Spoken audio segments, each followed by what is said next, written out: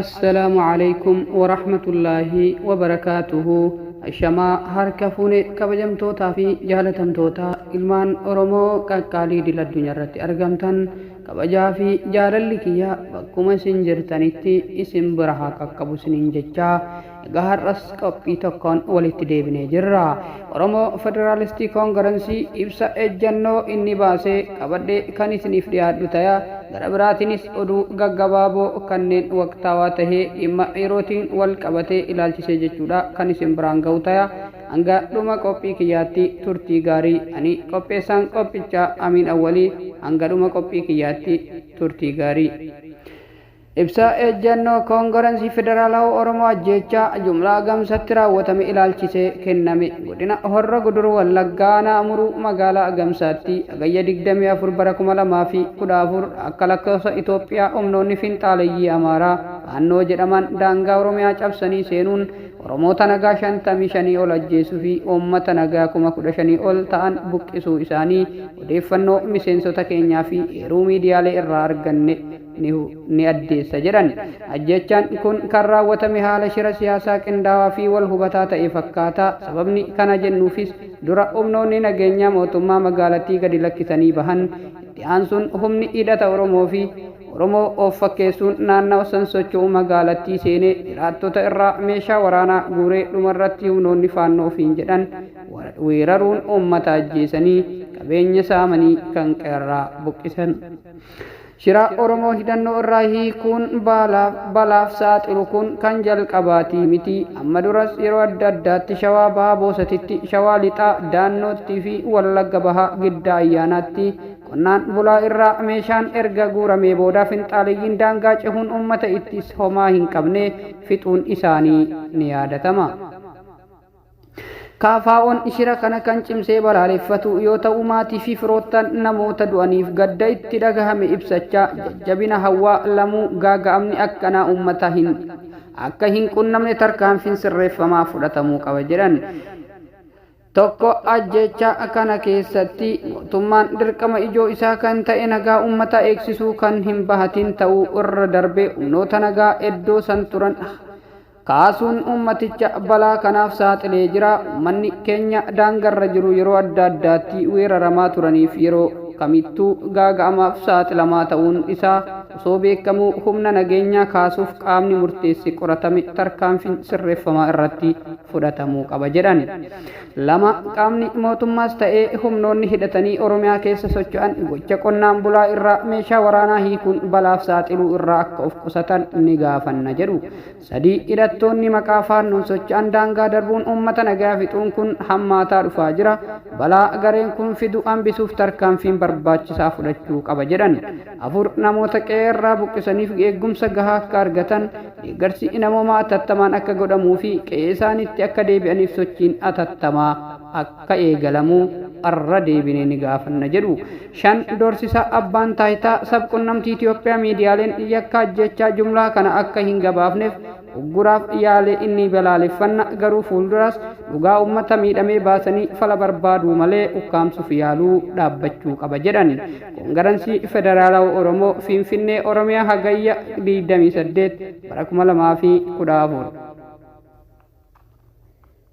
Waraana waliinii Itoophiyaa ergamaan addaa Ameerikaa gara Itoophiyaa imaluu fi gaanfa Afrikaatti ergamaan addaa pirezidaantiin Ameerikaa Jooy Bidan kan tahan abbaa Maayik Hamar waraana kaaba Itoophiyaatti irra deebiin eegale ilaalchisuun gara Itoophiyaa akka imalan himame.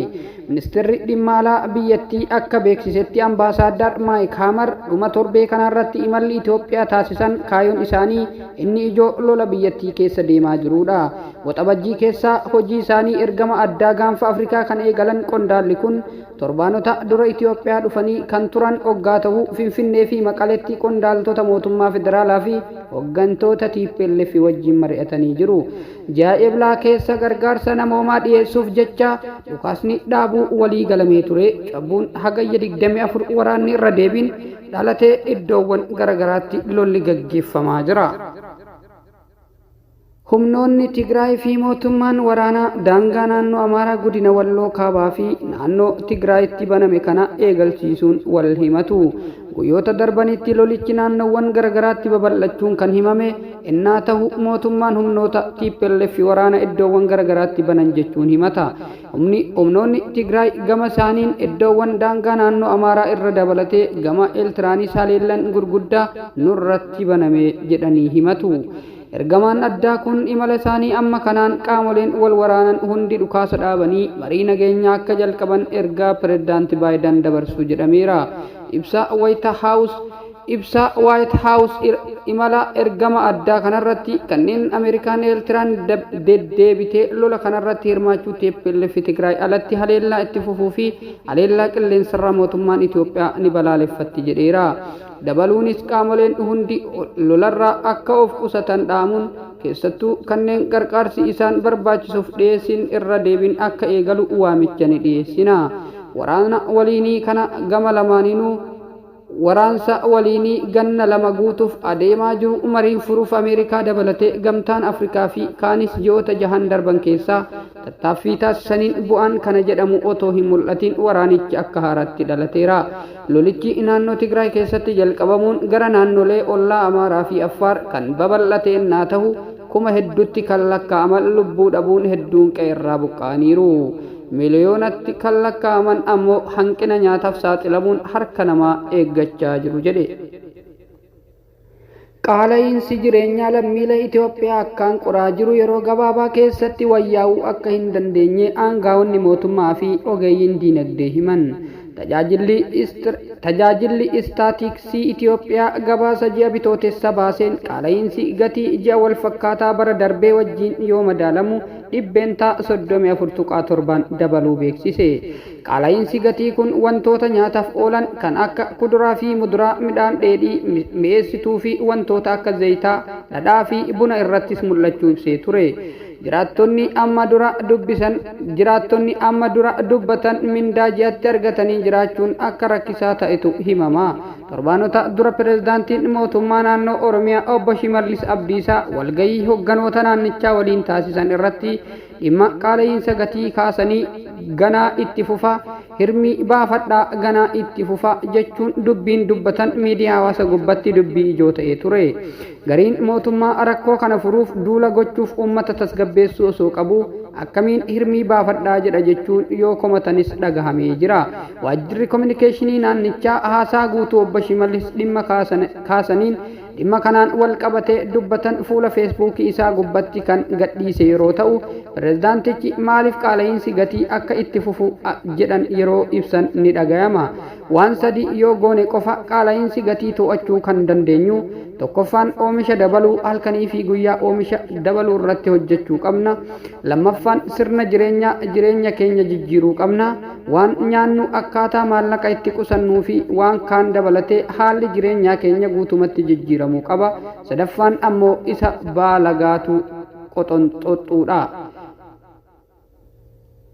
Obbo Shimallis qaala'insi jireenyaa to'achaa jirra jedhee isin sobe bahuun maal godha jechuun hirmaattotatti kan himan yoo ta'u, rakkoon kun rakkoo Itoophiyaa qofa osoo hin taane rakkoo addunyaati jedhan.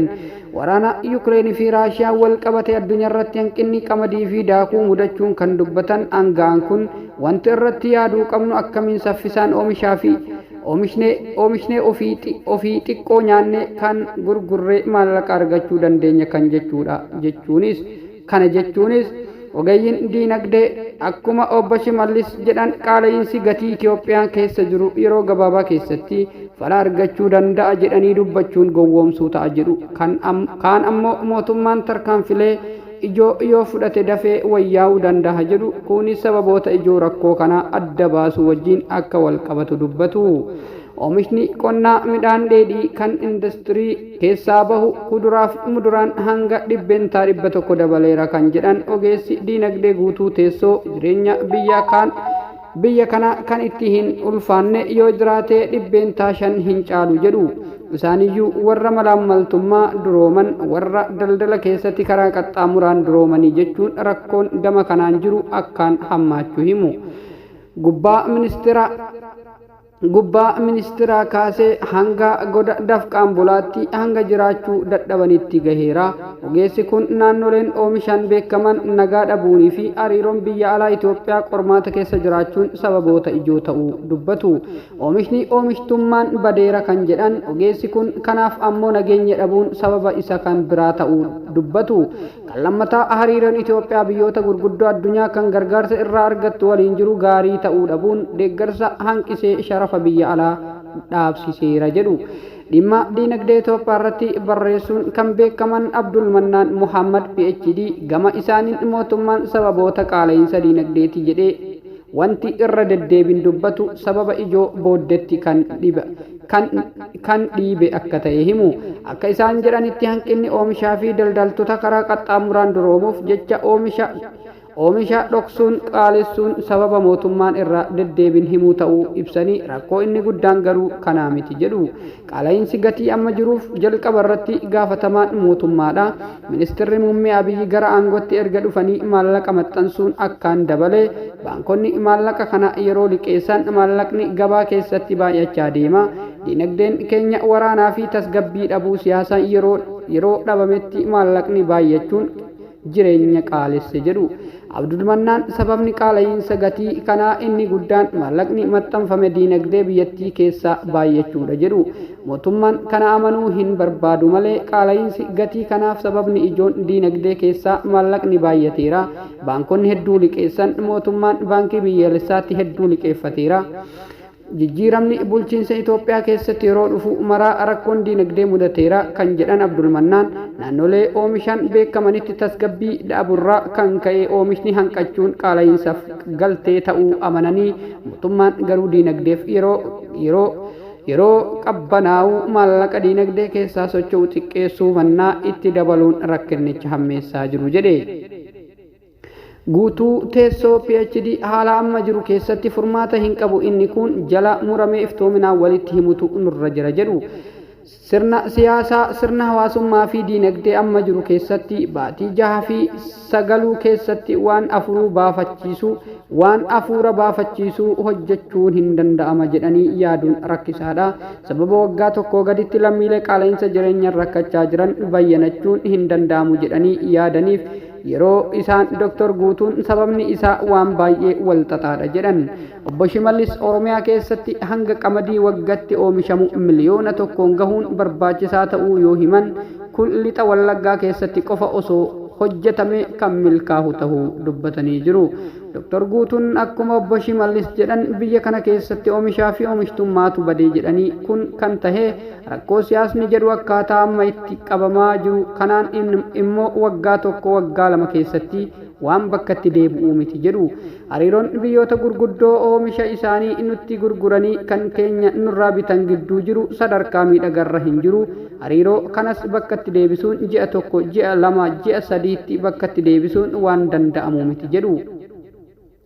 Dr. Abdurrahman gama isaanii mootummaan jabeenya rakkoo kana akka ta'utti hubatee ji'a 6 hanga waggaa tokkoo gidduutti qaala'insi jireenya gara dijiitii tokkotti gadi xiqqeessuuf murannoo qabaachutu irra jira jedhu. Mootummaan qaala'insi jireenyaa kana gara dhibbeentaa 8-9 gadi fiduuf murannoo fi fedha qabaachutu irra jira. Maddi rakkoo keenyaa dhiyeessii wajjin waan wal qabate qofa akka ta'etti yaaduu taanaan rakkoon kun furmaata hin argatu. Qaala'insi gatii kan dhufu oomishni qamadii xiqqaachuu qofaan miti jedhu. Mootummaan atattamatti wanti gochuu qabu mootummaan maallaqa baankii biyyoolessaa irraa liqeeffatu xiqqeessuudha. Kun immoo dugda hidhachuu gaafata. Mootummaan pirojektoota barbaachisummaan isaanii gaafii keessa galu itti adeemuu dhaabuu qaba. Pirojektoota barbaachisooyyuu yeroof hanga furmaatni argamutti tursiisuu qaba. Dhala maallaqa baankilee keessatti qusatamu dabaluunis fala atattamaa fiduu danda'a jedhu ogeessi kun. Dandeettii waa bituu birrii Itoophiyaa gadi qabuun oomishaalee alaa galan akkaan qaalessaa waan jiruuf inni haa dhaabbatu jedhan. Mootummaan murteewwan kana nuu fudhata yoo ta'e waggaa tokko keessatti bu'aa argachuu dandeenya jedhu. Egaa kabajamtootaa fi jaalatamtootaa qophiin har'aaf qopheeffadhe kana fakkaata. Hanga qophii birootiin walitti deebinutti turtii gaarii.